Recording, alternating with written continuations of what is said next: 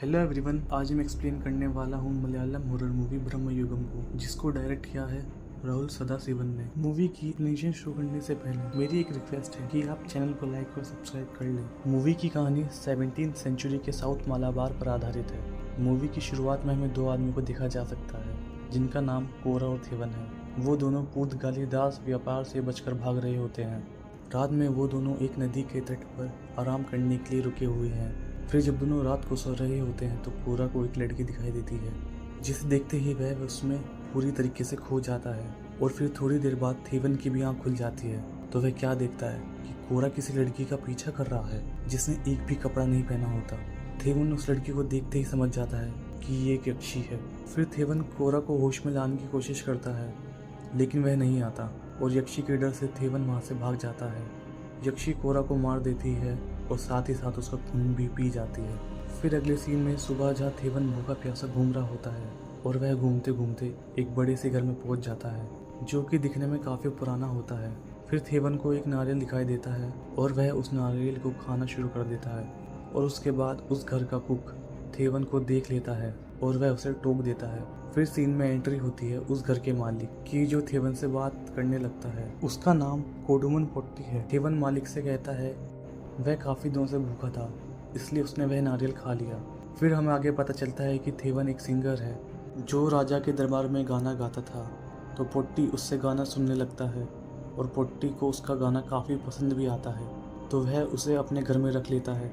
फिर कुक थेवन को उसका कमरा दिखा देता है और उसे आगाह भी करता है कि वह ज़्यादा घर में ना घूमे। इस घर में बहुत अजीब अजीब आवाज़ें भी आती है, तो वह उन आवाज़ों को अनसुना कर दे। फिर हमें दिखाई देता है कि कुक छुपके से किसी के लिए खाना ले जा रहा है। यह घर का वही हिस्सा होता है जहाँ कोई नहीं जा सकता। और दूसरी तरफ जहाँ थेवन उस घर में इधर उधर घूम रहा होता है, तो वह एक गड्ढा देखता है, तो उसे समझ आता है कि यहाँ लोगों को दफनाया जाता है। फिर उसे अजीब अजीब आवाज़ें भी आने लगती है, तो वह उसका पीछा करता है, तो उसे एक प्लेट खाने की मिलती है। यह वही जगह होती है जहाँ कुक खाना लेकर आया था। और इन सभी चीज़ों से वह बहुत डर जाता है और वहाँ से भाग जाता है। फिर हमें सुबह दिखाया जाता है कि पुट्टी अकेला ही बोर्ड गेम खेल रहा है और थेवन से खेलने को कहता है और चीज़ों को दांव पर लगाने को भी कहता है, लेकिन थेवन के पास कुछ भी नहीं होता दांव पे लगाने के लिए। फिर पुट्टी उससे कहता है दांव पर वह अपना समय लगा दे, और उसके साथ साथ वह यह भी कहता है कि अगर तुम जीत गए तुम इस जगह को छोड़कर जा सकते हो, वरना तुम्हें पूरा जीवन यहीं रहना होगा। पर थेवन मना कर देता है, तो पोट्टी उससे पासा वापस मांगता है, लेकिन जब थेवन उस पासे को वापस दे रहा होता है तो पोट्टी अपना हाथ हटा लेता है और पासा बोर्ड पर गिर जाता है और खेल वहीं शुरू हो जाता है और पोट्टी वह उस गेम को जीत जाता है। फिर हमें आगे दिखाई देता है कि पोट्टी उससे कुछ कह रहा होता है और थेवन भी उसके पास ज़मीन पर बैठा होता है। वह उसे कुछ ऐसी बात बताता है कि थेवन एकदम हैरान हो जाता है। पोट्टी उसे उसकी माँ के बारे में बताता है, लेकिन थेवन ने पोट्टी को कभी भी उसकी माँ के बारे में नहीं बताया होता है, तो उसके लिए ये सब बहुत अजीब और गरीब होता है। जाहिर है वह सब उसके एकदम चेहरे पे नजर आता है। थेवन बहुत ज़्यादा घबरा जाता है। फिर पोट्टी थेवन से कहता है कि कुक मेरी बुराई कर रहा था और वह उसकी बातों पे ध्यान मत दे, क्योंकि उसने पहले भी मेरी दासों को मेरी बुराई करके भड़काया था। फिर वो अजीब व्यवहार करने लग जाते हैं, इसलिए मुझे उन्हें मारना पड़ता है। जो गड्ढा तुमने देखा होगा उसमें उनकी लाश थी। फिर जब वो दोनों बात कर रहे होते हैं तो वहाँ कुक भी आ जाता है। पोट्टी कुक को बुरा भला सुनाता है। कुछ पावर्स का उपयोग करके वह उसे अपनी तरफ खींचता है, जिससे थेवन समझ जाता है कि पोट्टी एक नॉर्मल आदमी नहीं है, और सीन वहीं क्लोज हो जाता है।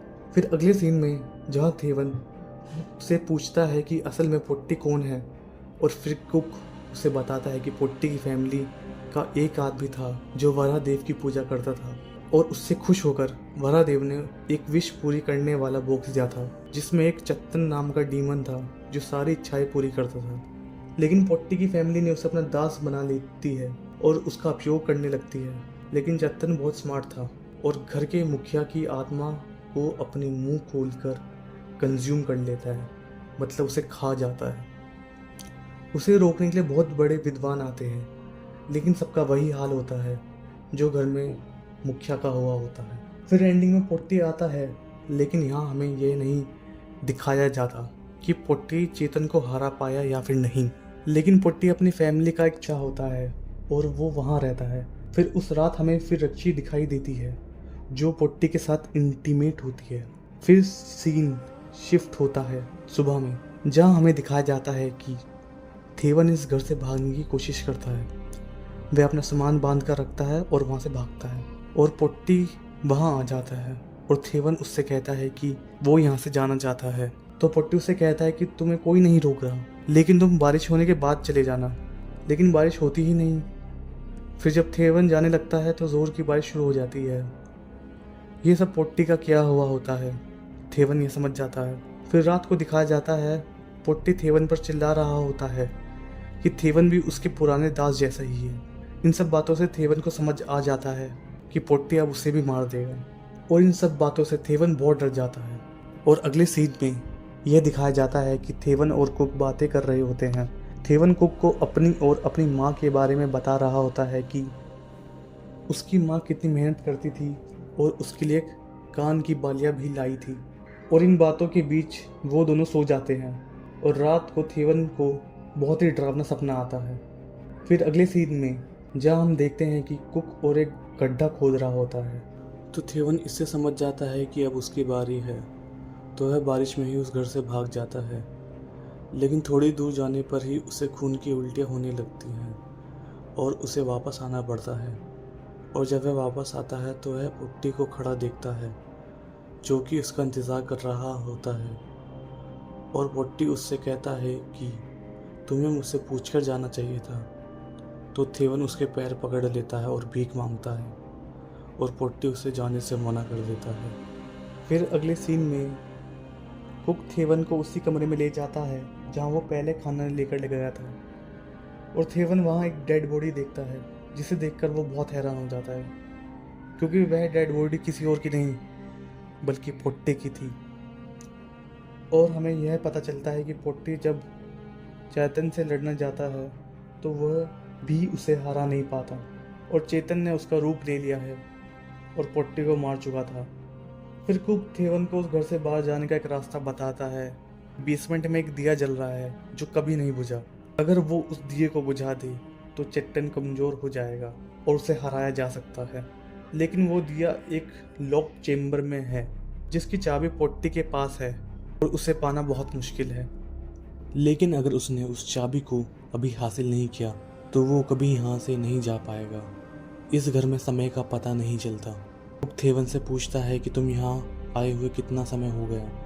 तो थेवन उसे कहता है उसे यहाँ आए बस कुछ ही दिन हुए हैं, लेकिन हमें पता चलता है कि उसे यहाँ कई महीने हो चुके हैं। और कुक थेवन से उसका नाम पूछता है, वो भी उसे याद नहीं आता।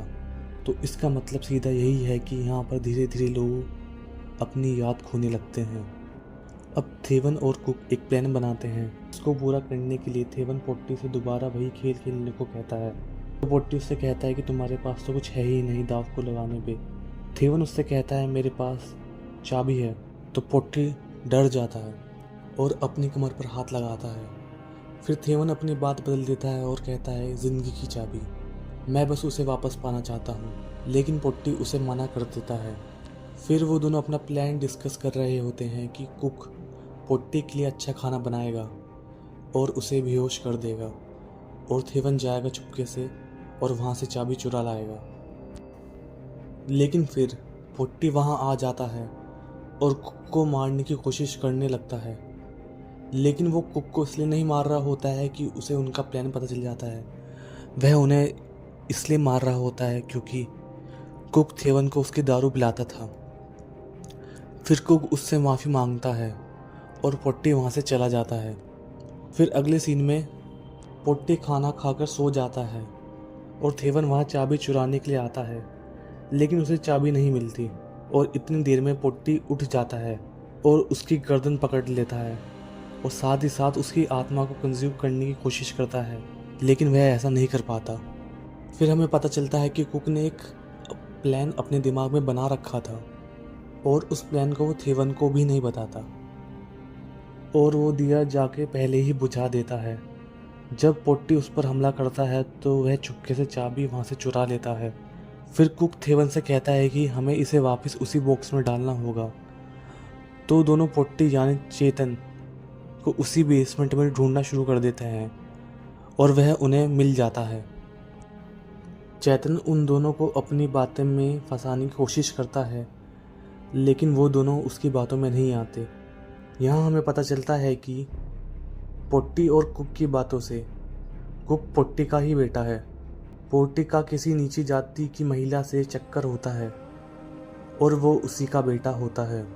और फिर थेवन और कुक मिलकर चेतन पर हमला करते हैं, लेकिन फिर भी वो दोनों कमज़ोर पड़ते हैं और अलग अलग हो जाते हैं। फिर चेतन अपनी मैजिकल पावर से उस घर को छोटा करना शुरू कर देता है, लेकिन वो दोनों वहाँ से कैसे बचकर निकल जाते हैं और चेतन को फिर से पकड़ लेते हैं और उसकी अंगूठी भी छीन लेते हैं और पोट्टी की बॉडी को आग लगा देते हैं, जिसके कारण घर में भी आग लग जाती है। और आखिरकार चेतन अपनी बॉडी से बाहर आता है और कुक उस अंगूठी को पहन लेता है और चेतन को कंट्रोल करना शुरू कर देता है। उसके बाद वो उसका मास्टर बन जाता है, लेकिन थेवन उसे कहता है कि तुम ये नहीं कर सकते क्योंकि फिर से वही सब वापस से शुरू हो जाएगा। लेकिन वो नहीं मानता और थेवन और कुक के बीच में लड़ाई शुरू हो जाती है। फिर हमें दिखाई देता है कि वह घर आग की वजह से टूटकर गिर जाता है। फिर अगले सीन में सुबह हो जाती है, जहाँ दिखाया जाता है कि थेवन उस जगह से बाहर निकल रहा होता है और उसे कोई उल्टी भी नहीं आती। लेकिन कुक उस पर हमला कर देता है क्योंकि वो अंगूठी थेवन के पास होती है और कुक को वो वापस चाहिए होती। लेकिन कुक देखता है कि थेवन ने उसका इयररिंग नहीं पहना होता जो कि उसकी माँ ने उसे दिया था, और थेवन अजीब व्यवहार भी कर रहा होता है और कुक समझ जाता है कि वो थेवन नहीं है। फिर हमें दिखाया जाता है कि थेवन तो घर में दबकर मर चुका है, यानी वो चेतन था जिसने थेवन का रूप ले रखा है और अंगूठी भी उसी के पास वापस आ गई। तो कुक वहाँ से भाग जाता है चेतन से बचने के लिए। लेकिन जब वो भाग रहा होता है तो एक पोर्तुगीज सोल्जर ने उसे गोली मार दी। मूवी में एक जगह दिखाया भी जाता है कि चेतन कुक से पहले ही बता देता है कि तुम्हारी मौत कैसे होगी, और मूवी वहीं ख़त्म हो जाती है। अगर आपके मन में कोई क्वेश्चन है तो उसे नीचे कमेंट में लिख दीजिए। And for more video like this, do subscribe Cinema का सफ़र।